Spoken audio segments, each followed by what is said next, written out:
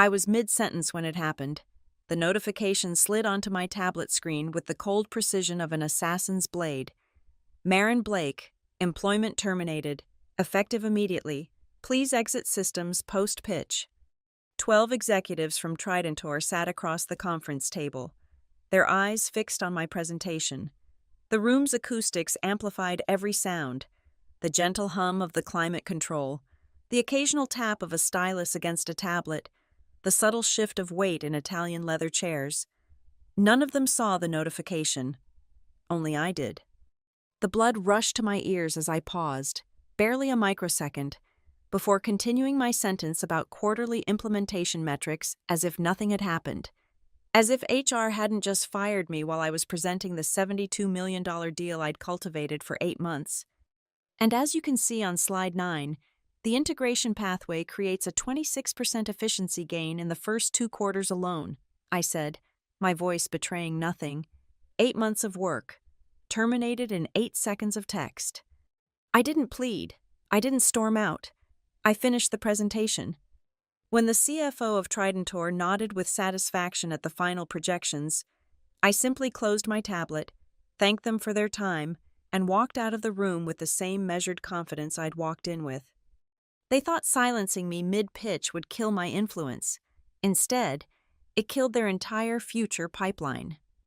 Because what Rivenix Group didn't understand was that I'd already built something they couldn't touch. My name is Marin Blake. I was 36 years old and had been a senior client strategist at Rivenix for nearly 5 years when they fired me. This is the story of how I lost my job in 8 seconds, and how my former company lost everything in the aftermath. 3 months before that fateful presentation, I received a curious request from Grayson Holt, our CEO. He asked me to draft a comprehensive proposal for merging our 3 strategic divisions, something that had been discussed theoretically but never seriously pursued. "I need someone with your strategic mind on this, Marin," he'd said, leaning back in his chair during our one-on-one meeting.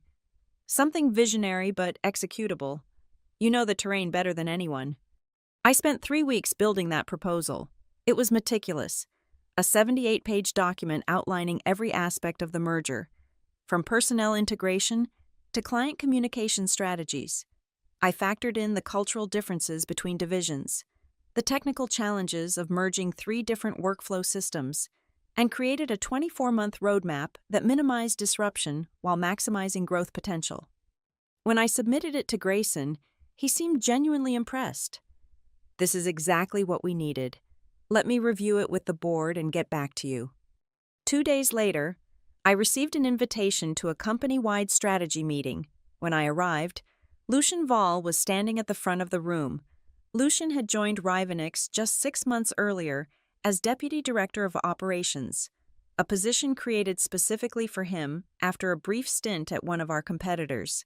He had the kind of charisma that made people want to follow him, combined with the kind of ambition that made me instinctively wary.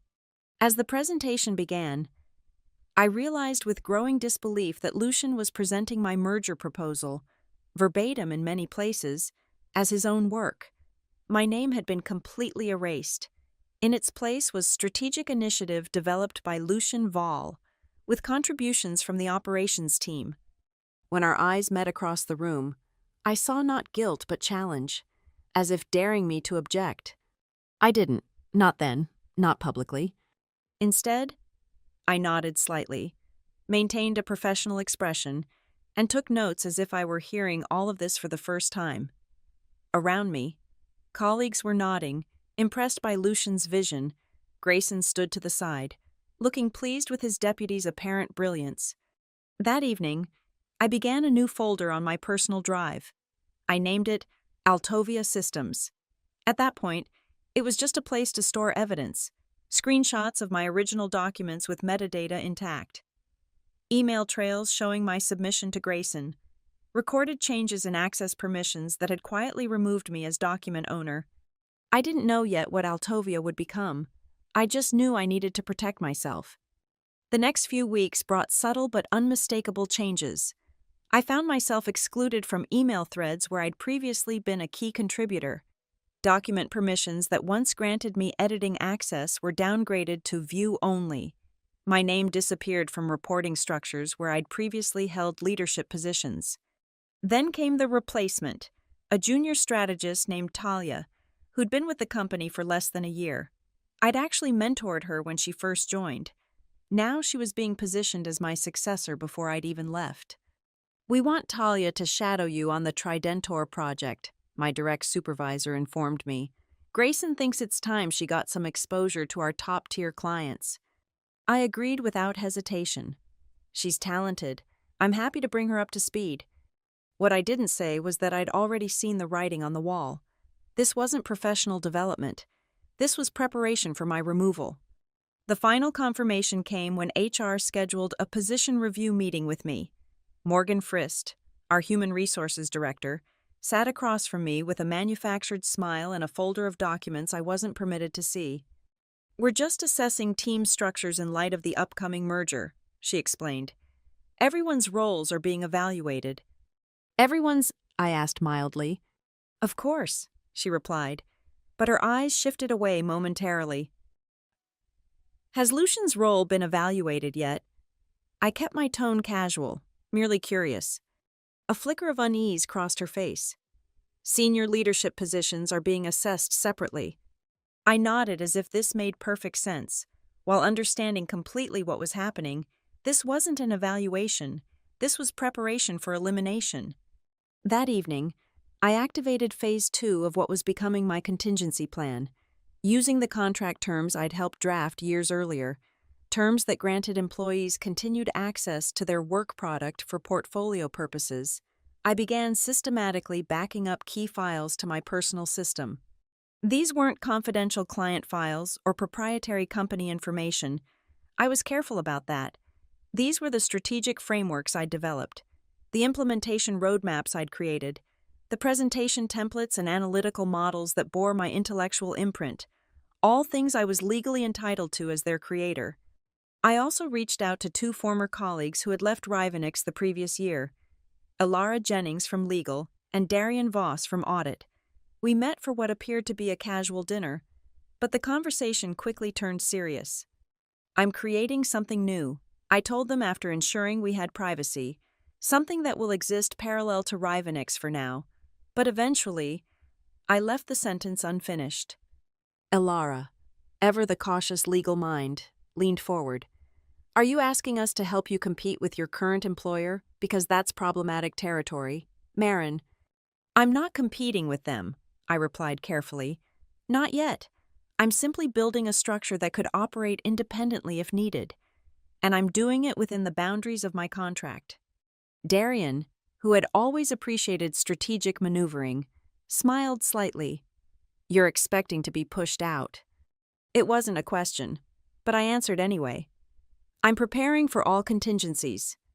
By the time I walked into that fateful presentation with Tridentor, Altovia Systems existed as more than just a folder name. It had a legal structure, a rudimentary operating framework, and 2 trusted associates ready to activate it if necessary. It wasn't a competitor to Rivenix, not yet, but it was poised to become one with remarkable speed if circumstances demanded. The Tridentor deal had been my project from inception. The global manufacturing conglomerate was looking to overhaul their entire client engagement system, a massive undertaking that would transform how they interacted with customers across 17 countries. I had personally cultivated the relationship with their executive team, identified their pain points, and designed a solution that would revolutionize their customer experience while generating substantial recurring revenue for Rivenix. When I arrived at their headquarters that morning for the final pitch, I noticed something odd. Lucian was there, sitting quietly at the back of the preparation room. He hadn't been involved in any previous meetings with Tridentor. "Grayson thought I should observe today," he explained with a smile that didn't reach his eyes, "for continuity purposes." I nodded, understanding the subtext. They were already planning for my absence. The presentation began precisely at 10 Hazuros a.m. I had rehearsed it countless times, knew every slide, every transition, every potential question. The Tridentor executives were engaged. asking insightful questions that I answered with depth and precision. Their CFO, a notoriously difficult woman to impress, was nodding along with my revenue projections. I was on slide 9, explaining the implementation timeline, when the notification arrived. After completing the presentation and exiting with dignity intact, I walked directly to my car. I didn't return to the Rivenix office to clear out my desk or say goodbye to colleagues. There was no need. Everything important was already secured elsewhere. As I drove away, my phone began buzzing with messages from confused colleagues who had somehow heard the news already. I ignored them all. This wasn't the time for explanations or goodbyes. This was the time for executing the contingency that had now become the plan. I drove to a small office space I had leased 2 weeks earlier under Altovia's name. Ilara and Darian were already there. Having received my prearranged signal, a simple text message reading, "Horizon activated." "So they actually did it," Darian said as I walked in. "Not a question." During the Tridentor presentation, I confirmed, setting my bag down on what would become my new desk. Ilara's eyes widened slightly. "They fired you while you were pitching a $72 million deal. That's short-sighted," I finished for her. "And it's going to cost them considerably more than they realize." Within an hour, we had activated all the systems we'd prepared. Altovia went from contingency to reality with remarkable efficiency. We weren't starting from scratch. We were simply flipping the switch on something that had been built methodically in the shadows. Meanwhile, at Rivenix, the first tremors of what would become a seismic shift were beginning to register. The first came from Tridentor itself. Their chief technology officer, Ariana Myers, sent an email to Grayson. "We were impressed with Maren Blake's presentation this morning and are prepared to move forward as discussed. Please confirm that Maren will be our primary contact for implementation planning." Grayson's response, crafted with help from legal and HR, was carefully worded. "We're pleased you found the presentation valuable. Our implementation team, led by Lucian Vall, is ready to proceed with next steps. Lucian will be your primary point of contact moving forward." Ariana's reply came swiftly. "We would prefer to continue working with Maren Blake, who has demonstrated exceptional understanding of our needs throughout this process.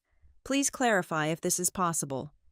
This exchange, which I learned about later through my remaining contacts at Rivenix, was the first indication that things weren't going to proceed as smoothly as the company had anticipated.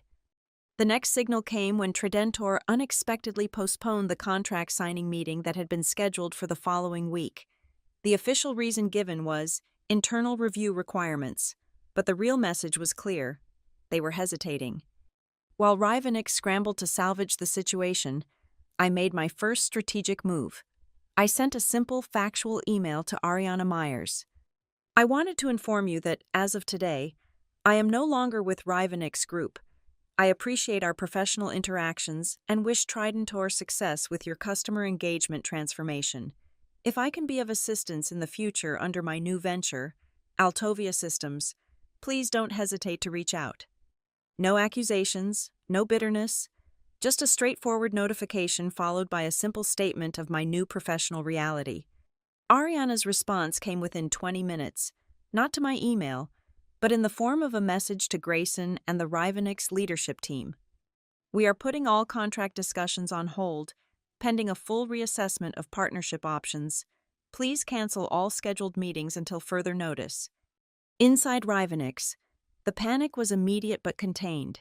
Grayson called an emergency meeting with the executive team, Lucian prominently positioned at his right hand. They strategized damage control, crafted persuasive arguments, prepared concessions to offer Tridentor. What they didn't understand was that the damage couldn't be controlled because they didn't comprehend its nature. This wasn't about offering a better price or additional services.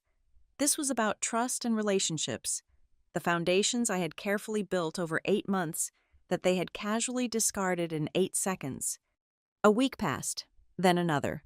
Tridentor remained politely distant, responding to Rivenix's increasingly desperate outreach with vague reassurances about continuing to evaluate options. Then came the moment that should have alarmed Rivenix more than anything else. Ariana Myers requested a meeting with me at Altovia's new offices. The space was modest but thoughtfully designed. We had leased a single floor in a building across town from Rivenix, furnished it simply but professionally, and established our digital infrastructure with remarkable speed. By the time Ariana arrived, Altovia looked and functioned like a company that had existed for years rather than weeks. "I'll be direct. Marin," she said once we were seated in the conference room, "we've invested significant time in this transformation project, and your understanding of our needs has been the primary reason we were prepared to move forward with Rivenix." I nodded but said nothing, letting her continue. "What happened?" she asked. "Why would they remove you from our account without any transition or even notification to us?" "I believe Rivenix is undergoing some internal restructuring," I replied neutrally. "They're entitled to make personnel decisions they feel are in the company's best interest." Ariana studied me for a moment. "That's a very diplomatic answer." I smiled slightly. I prefer to focus on the future rather than dwell on the past. "And what does that future look like for Altovia Systems?" she asked, getting to the real purpose of her visit. "We're a strategic implementation firm specializing in customer engagement transformations," I explained. "Our approach emphasizes deep understanding of client needs, customized solutions, and flawless execution. We're small but focused, which allows us to be nimble and dedicated to the projects we undertake." What I didn't need to say, was that Altovia could deliver exactly what I had promised Tridentor in my Rivenix presentation, because the intellectual architecture behind that proposal had come from my mind, not from Rivenix's systems. "Would you be able to handle a project of our scale?" Ariana asked the obvious question. "We have the expertise and frameworks in place," I assured her, "and we're structured to scale our resources as needed for implementation. What we don't compromise on is the strategic oversight and accountability." 2 days later, Tridentor officially terminated all discussions with Rivenix and requested a formal proposal from Altovia Systems. When the news reached Rivenix, the impact was seismic. Grayson called me personally, his voice tight with controlled anger. "What did you do?" "Marin," he demanded, "did you sabotage us with Tridentor?" "I informed them that I was no longer with Rivenix," I replied calmly. "That's all. They made their own decisions based on that information." "You took our client." His voice rose slightly.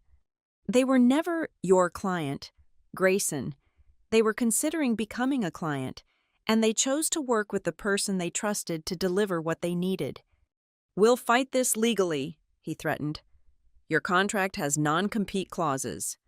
"Which apply to existing clients, not prospective ones," I countered. "Alara drafted those clauses. Remember, she understands exactly what they do and don't prohibit." The silence that followed told me he recognized the trap. Rivenix's own legal framework, which I had helped shape during my time there, had created the very pathway I was now using to establish my independence. "This isn't over," he said finally. "It is for me," I replied, and ended the call. The Tridentor account was just the beginning. Within a month, 2 other major prospects that I had been cultivating at Rivenix also reached out to Altovia. Like Tridentor, they were more interested in working with the strategist they trusted than with the company logo on the business card.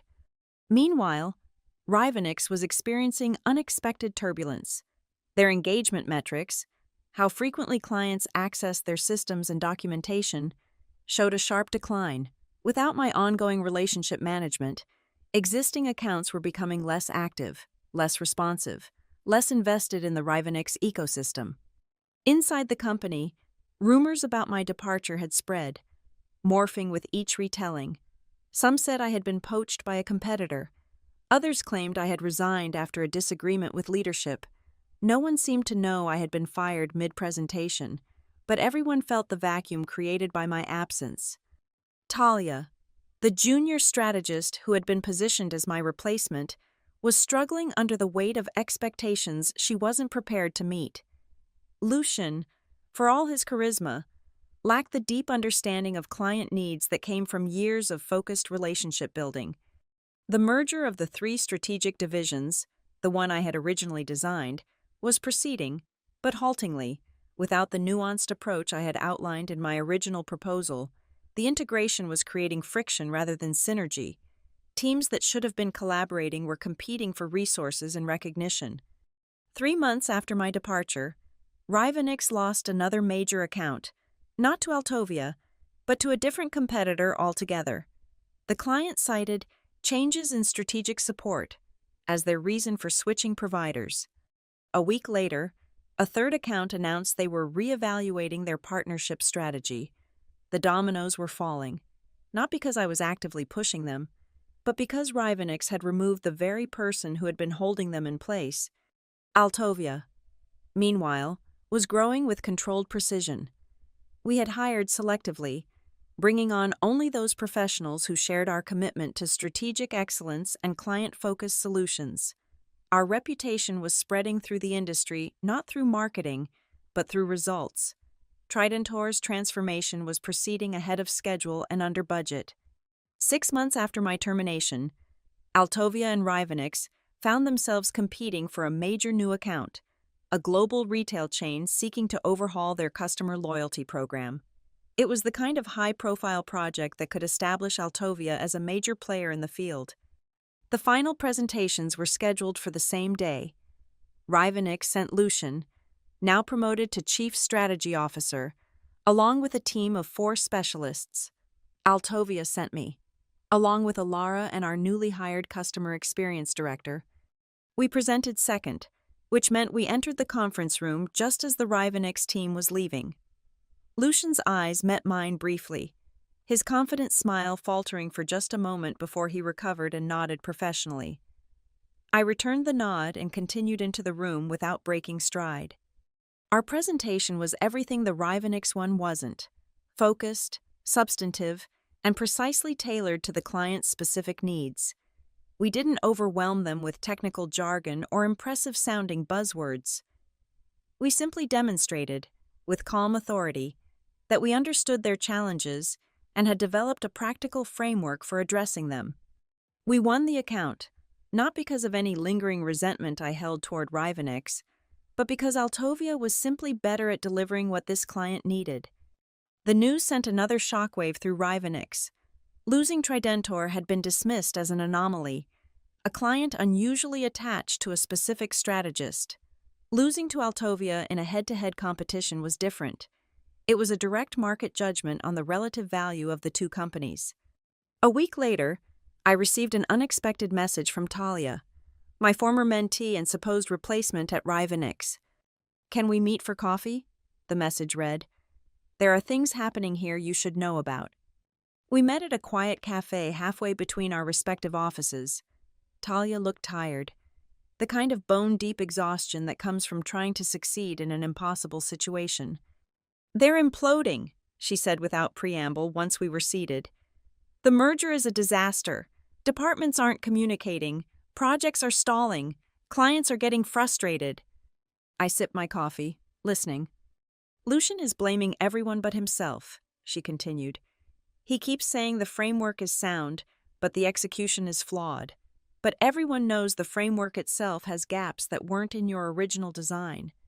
"How do they know about my original design?" I asked, genuinely curious. Talia gave me a small, knowing smile. "You think people don't talk. Those of us who worked closely with you recognize your thinking. We can see where your architecture has been altered, and not for the better." I considered this. "Why are you telling me this, Talia?" She looked down at her cup. "Because I'm leaving Rivenix. Several of us are, and I wanted your advice on where to go next." I studied her for a moment. She had talent, no question, and she had clearly learned something valuable about corporate loyalty in recent months. "Send me your updated resume," I said finally. "Altovia is growing. We might have a place for someone with your insights." 2 weeks later, Talia joined Altovia as our senior client relations specialist. She brought with her not only her own talents, but also insights into Rivenix's increasingly desperate attempts to stop the bleeding. Grayson had initiated a company-wide renewal initiative, essentially an admission that the merger wasn't working as planned. Lucian had been quietly shifted from Chief Strategy Officer to the newly created position of Innovation Director, a title with less direct client contact and more internal focus. Morgan from HR had left the company entirely, replaced by a veteran professional known for handling corporate turnarounds. 9 months after my termination, the final blow fell. Rivenix's board of directors called an emergency meeting and voted to remove Grayson as CEO. The official announcement cited strategic differences as the reason, but the financial results told the real story. Client retention had fallen by 22%. New acquisitions were down 35%, and the company's stock had dropped to its lowest point in 5 years. Lucian disappeared from the company website shortly thereafter. No announcement, no farewell message, just another name quietly erased, much as mine had been from the merger proposal that started this cascade. I didn't celebrate these developments. There was no satisfaction in watching the implosion of a company where I had invested 5 years of my professional life. Many good people still worked there, people who had nothing to do with the decisions that led to my termination. Instead, I focused on building Altovia into everything Rivenix could have been, but chose not to be: a company that valued strategic thinking, respected intellectual contribution, and placed client needs at the center of every decision. 1 year to the day after that fateful notification slid across my tablet screen, I walked through the main entrance of Altovia's new headquarters. We had outgrown our original space and moved to a full building near the city center. The lobby featured a simple but elegant sign, the Altovia logo with my name discreetly etched beneath it as founder and CEO. Tridentor's implementation had been completed successfully, on time and under budget. They had already contracted with us for 2 additional projects. The retail chain's loyalty program overhaul had exceeded all performance metrics, becoming a case study in effective digital transformation. Altovia now employed 28 people, including 7 former Rivenix staff who had joined us seeking a more meritocratic environment. As I stood in that lobby, I reflected on the journey. I had never sought revenge against Rivenix. I had never publicly disparaged them or revealed the circumstances of my departure. I had simply built something better, something that honored strategic thinking and client relationships rather than internal politics and credit-taking. In the end, that was more devastating to Rivenix than any revenge could have been. They hadn't just lost an employee when they fired me mid-presentation. They had lost their future. I was mid-sentence when HR fired me in front of 12 executives. I spent 8 months building that deal. They fired me in 8 seconds. They thought silencing me would kill my influence. Instead, it killed their entire future pipeline. Because I had already built something they couldn't touch: my reputation, my relationships, my strategic vision. And those things didn't belong to Rivenix. They never did. They belonged to me. When I walked out of that presentation room with dignity intact, I wasn't ending my career. I was simply beginning its next, better chapter. My name is Marin Blake, founder and CEO of Altovia Systems, and this is just the beginning of our story. I sometimes think about that notification sliding onto my screen. Employment terminated, effective immediately. 6 words meant to end something. Instead, they began everything that followed. The irony isn't lost on me. In trying to silence me, Rivenix gave me the push I needed to find my true voice. In trying to claim my work as their own, they freed me to create something authentically mine. In firing me during my greatest professional moment, they unwittingly launched me toward even greater achievements. I never needed to fight them or expose them or destroy them. They did that themselves the moment they decided I was dispensable while my work was not. All I needed to do was walk away, taking with me the one thing they couldn't claim in their termination notice: my mind. Everything else followed naturally from there. 2 years have now passed since that day. Altovia has grown to a staff of 43, with offices in 3 cities. Rivenix still exists, but in diminished form, having been partially acquired by a larger competitor who valued their client list more than their operational structure. Grayson occasionally appears at industry events, always careful to avoid direct contact with me. Lucian has reinvented himself at a startup across the country. His online profile scrubbed of specific dates regarding his time at Rivenix. As for me, I no longer define myself in opposition to them. Altovia has its own identity now, its own culture, its own place in the market.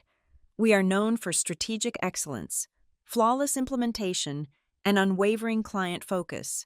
All values I once tried to instill at Rivenix, now flourishing in soil more conducive to their growth. The lesson, I suppose, is that true power doesn't reside in titles or organizational authority. It resides in the value you create and the relationships you build. Those things can't be taken from you with a termination notice, no matter how abruptly it arrives.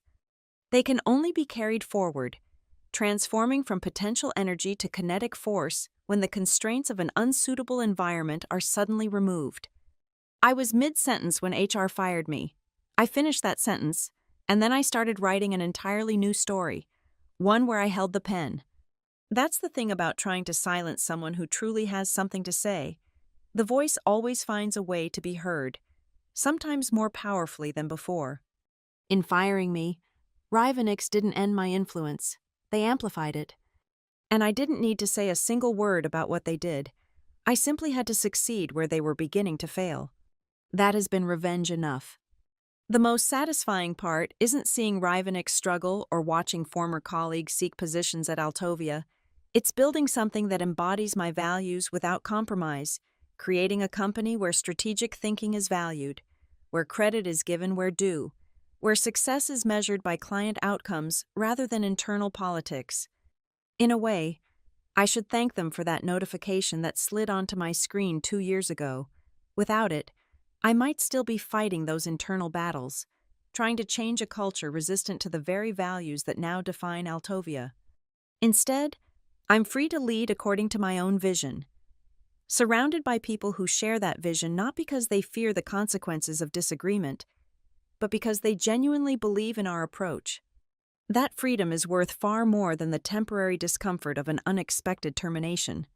So if there's a moral to this story, perhaps it's this: sometimes being silenced is the universe's way of telling you you've been speaking in the wrong room all along. Find the right room, or build it yourself, and your voice will not only return, but resonate more powerfully than you ever imagined possible. I built Altovia not to compete with Rivenix, but to create what Rivenix could never become. A company where strategy wasn't just a department but a mindset, where client relationships weren't just accounts but partnerships, where intellectual contribution wasn't something to be claimed but something to be cultivated. That clarity of purpose has been our true competitive advantage. In the end, HR didn't fire me, they freed me. And in trying to ensure I exited their systems, they unwittingly launched me into creating a better one. That notification was meant to be an ending. Instead, it was the beginning of everything that mattered. My name is Marin Blake, and this is my company, built with my mind, guided by my values, successful on my terms. No one can take that away with a 6-word message. No one ever will.